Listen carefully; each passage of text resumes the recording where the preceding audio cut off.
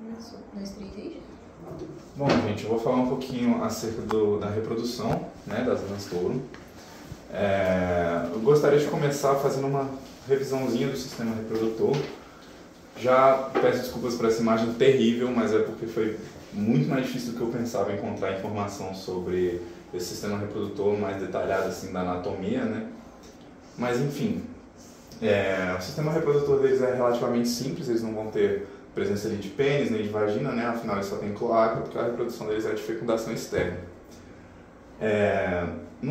Nas fêmeas a gente vai ter basicamente duas estruturas principais, ovários e ovidutos. Os ovidutos eles vão ser um pouco menos desenvolvidos que, por exemplo, nas aves, mas eles vão ser divididos em três partes principais: o infundíbulo, o magno e o istmo. O infundíbulo ele vai ser responsável por captar os ovócitos que são produzidos nos ovários, né, a partir da oogênese. No magno eles vão ganhar uma cápsula gelatinosa que vai proteger o embrião depois da fecundação. E no istmo ele vai ser encaminhado para o ovissaco, que é uma estrutura que vai basicamente armazenar esses ovócitos até o momento da reprodução, onde eles vão ser excretados a partir da cloaca. Nos machos, a gente vai ter também a presença de testículos. Os testículos vão produzir os espermatozoides através da espermatogênese. Eles vão ser encaminhados para os ductos intratesticulares. A espermatogênese acontece nos túbulos seminíferos, eles vão ser encaminhados para os ductos intratesticulares. Nesses ductos eles vão sofrer maturação, depois eles vão ser encaminhados para uma região próxima ao rim, na parte externa ali, lateral ao rim, que são os ductos de Bieder. Eles vão se fundir, esses ductos intratesticulares vão se fundir com os ductos do rim, formando os ductos de Bieder, que lá na frente vão também cair nos ductos de Wolff, que depois tudo isso vai ser encaminhado para a cloaca, onde vai acontecer a liberação desses espermatozoides. É importante a gente dizer que eles têm dimorfismo sexual, né? Além dessas características primárias que eu falei, que são basicamente testículo e ovário, eles vão ter também dimorfismo sexual de características secundárias. Então a gente pode perceber algumas características no corpo do animal que conseguem discernir o macho da fêmea. Uma das principais é a região timpânica, onde nos machos elas vão ser de 2 a 3 vezes maior do que o globo ocular, e nas fêmeas o tamanho vai ser mais ou menos semelhante, né? Ocorre alguma variação entre indivíduos, mas esse é o padrão, e essas características, todas as características secundárias de dimorfismo sexual, elas vão aparecer mais depois da maturidade sexual. Outra característica bem importante é a região gular. Nos machos ela vai ser mais amarelada, nas fêmeas ela vai ser um pouco mais esbranquiçada. Nessa foto aqui está bem característico, mas assim, também vai ter uma variação entre indivíduos que pode não ser tão expressiva dessa forma. Outra característica sexual também bem importante, que eu não consegui encontrar fotos, peço desculpas, mas é que eles vão ter um calo nos dedos, chamado... Você conseguiu foto? Eu não consegui foto disso em lugar nenhum. Mas eles vão ter um calo nos dedos chamado calo nupcial, que esse calo vai auxiliar durante a reprodução a ele fixar melhor na fêmea durante o abraço, que vai ser a forma de reprodução deles, que eu já vou explicar um pouquinho melhor. Bom, a reprodução desses animais vai acontecer de forma sexuada, mas a fecundação é externa, né? Então como que vai acontecer? Vai acontecer primeiro um cortejo nupcial, então o macho vai coachar e vai fazer todo o cortejo da fêmea, e se a fêmea aceitar, eles vão ficar numa posição de meio submersos à água. Normalmente a cabeça fica para fora, as narinas ficam para fora. Nessa foto eles estão bem para fora, porque é uma foto que eu peguei mais para exemplificar, mas eles normalmente ficam um pouco mais submersos. O macho vai então abraçar a fêmea, ali na região axilar, vai abraçar ela dorsalmente, e em movimentos compassados eles vão fazer com uma compressão, e eles vão liberar esses gametas na água. Então a fêmea vai liberar os ovócitos, o macho vai liberar os espermatozoides e a fecundação vai acontecer dentro da água. Depois que essa fecundação acontecer, vai começar o desenvolvimento do embrião dentro do ovo. Esse embrião depois vai atingir o estágio larval, vai perder essa cápsula gelatinosa, ele vai atingir o estado larval, onde a gente já vai começar a ver algumas características que vão levar eles ao desenvolvimento, à metamorfose. São essas características do botão caudal, então eles começam a desenvolver uma cauda, os batimentos cardíacos já são presentes nessa fase e as brânquias são externas. Então nessa fase eles ainda têm as brânquias externas, ainda fazem a respiração dessa forma.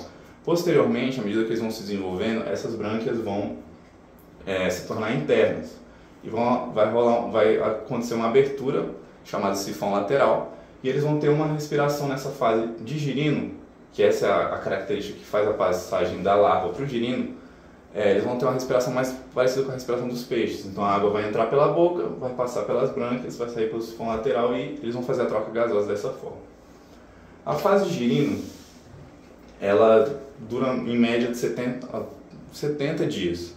E alguns autores descrevem que eles têm mais de 70 fases de transformação durante a metamorfose.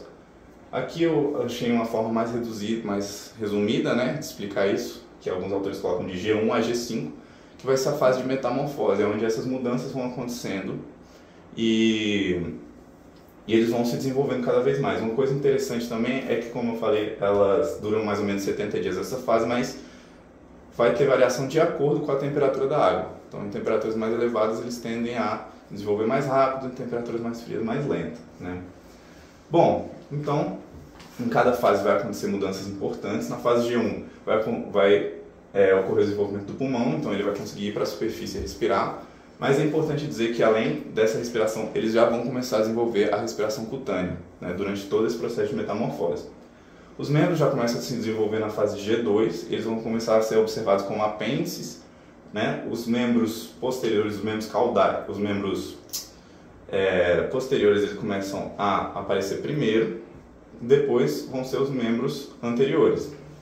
Então a gente já pode observar na fase G2 eles apenas como pequenos apêndices.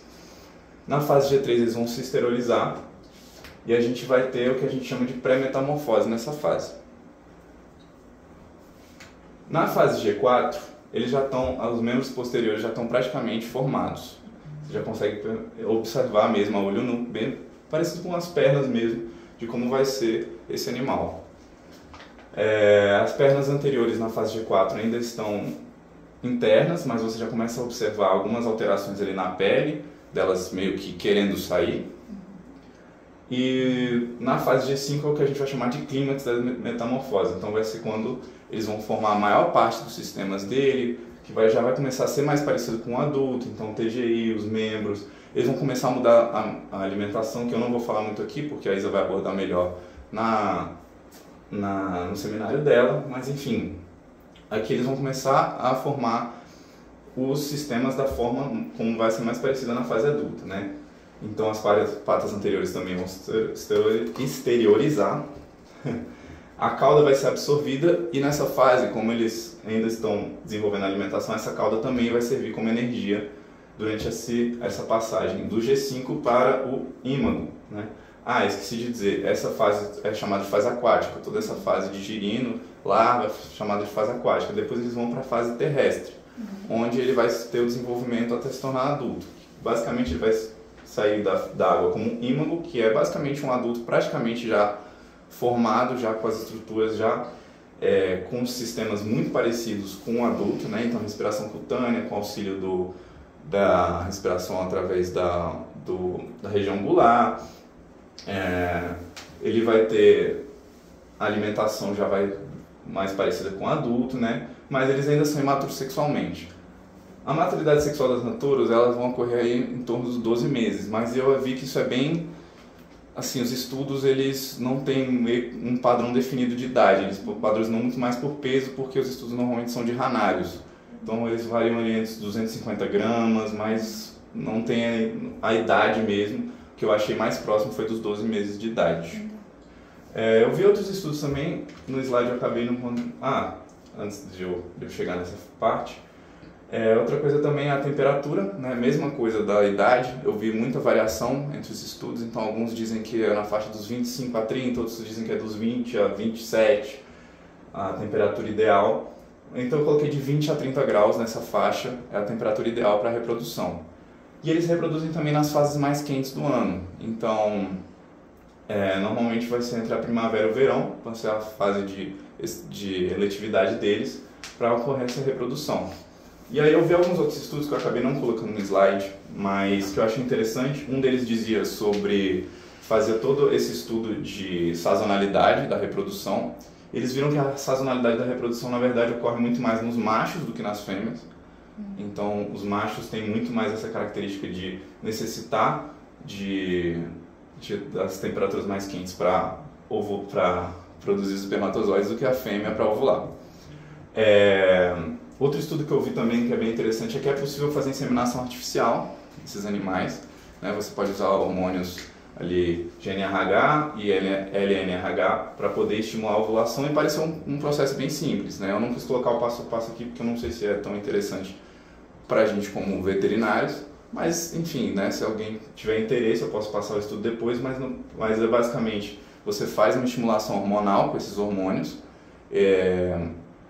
Nos machos você coleta os espermatozoides usando uma pipeta, e nas fêmeas a partir da compressão você já consegue tirar os ovócitos. E aí na água mesmo você faz essa fecundação e consegue criar esses girinos até a fase adulta. E é isso basicamente, gente, que eu trouxe aqui de reprodução. Top. Tem o slide de bibliografias? Tem. Aqui estão as referências que eu usei. Maravilha. Deixa eu ver quanto tempo você fez. 11 minutos. Nossa, só...